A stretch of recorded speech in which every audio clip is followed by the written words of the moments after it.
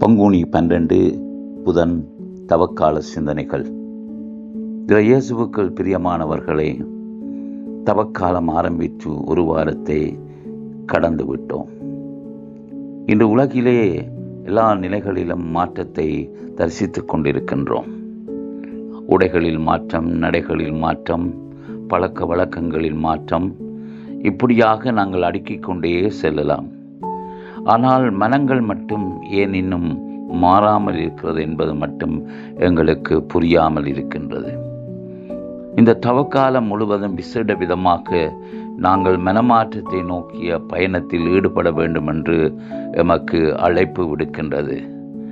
மனம் மாறுவது என்று சொல்வது ஒரு அக அனுபவமாக மாற வேண்டும். இன்று நம்முடைய அகத்திலே, நம்முடைய உள்ளத்திலே தூதமான தீமைகளை, எத்தனை விதமான அடிமைத்தனங்களை நாங்கள் கொண்டு வாழ்ந்து கொண்டிருக்கின்றோம்.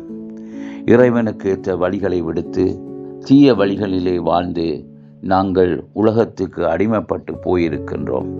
ஆசைகளுக்கும் பற்றுக்களுக்கும் நாங்கள் இடம் கொடுத்து நாங்கள் கடவுளுடைய கட்டளைகளை மீறி தீய வழிகளிலே வாழ முயற்சி செய்கின்றோம்.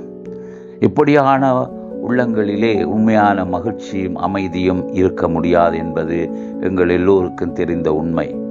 ஆகவே இந்த தவக்காலத்திலே நாங்கள் விடுதலை பெற வேண்டும். சகோதரமான கட்டுக்களிலிருந்து விடுதலை பெறவே ஆண்டவர் விரும்புகின்றார்.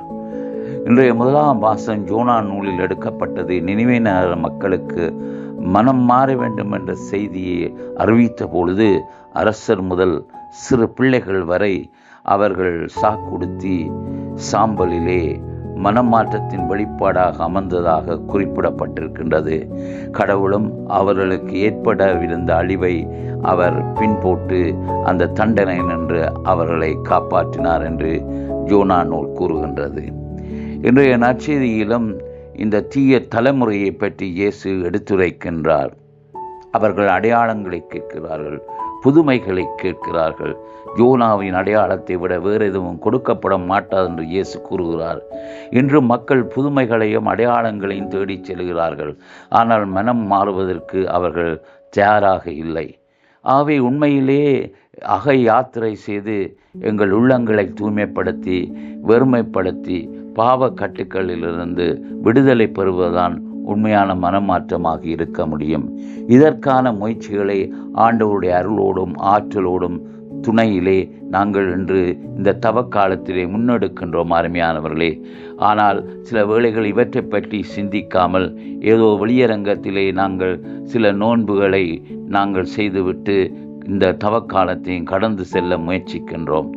இந்த மனமாற்றம் என்பது எங்களுக்கு வாழ்வை கொடுக்கக்கூடியது என்பதை மறந்து விடுகின்றோம்.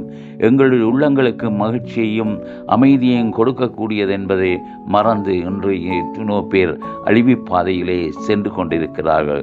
தங்களையே அவர்கள் அழித்து கொண்டிருக்கிறார்கள். குறிப்பாக எமது சமூகத்தில் நிலவுகின்ற தீமைகளான குடிபோதை, போதை வஸ்தி, இன்னும் ஒழுக்கக்கேடான வாழ்வு, கலாச்சார சீரழிவுகள், கட்டுப்பாடு இல்லாத வாழ்க்கை, இவைகளின் ஊடாக கடவுளை மறந்து கடவுளுடைய தந்த சுதந்திரத்தை தவறாக பயன்படுத்தி இன்று தீய வழிகளை நாடிக்கொண்டிருக்கிறார்கள். இவர்கள் அனைவரும் ஆண்டவனிடம் திரும்பி வர வேண்டும். அதைத்தான் நிறைவாற்றி சொல்லுகின்றது. தீயவன் சாக வேண்டும் என்பது எமது விருப்பம் அல்ல, மாறாக மனம் திரும்பி வாழ வேண்டும் என்பதே நம் விருப்பம் என்று அழைக்கின்ற ஆண்டவனுடைய குரலுக்கு செவிமடுத்து நாங்கள் மனம் மாறி மனம் திருந்தி ஆண்டவரிடம் திரும்பி வருவோம். ஆமேன்.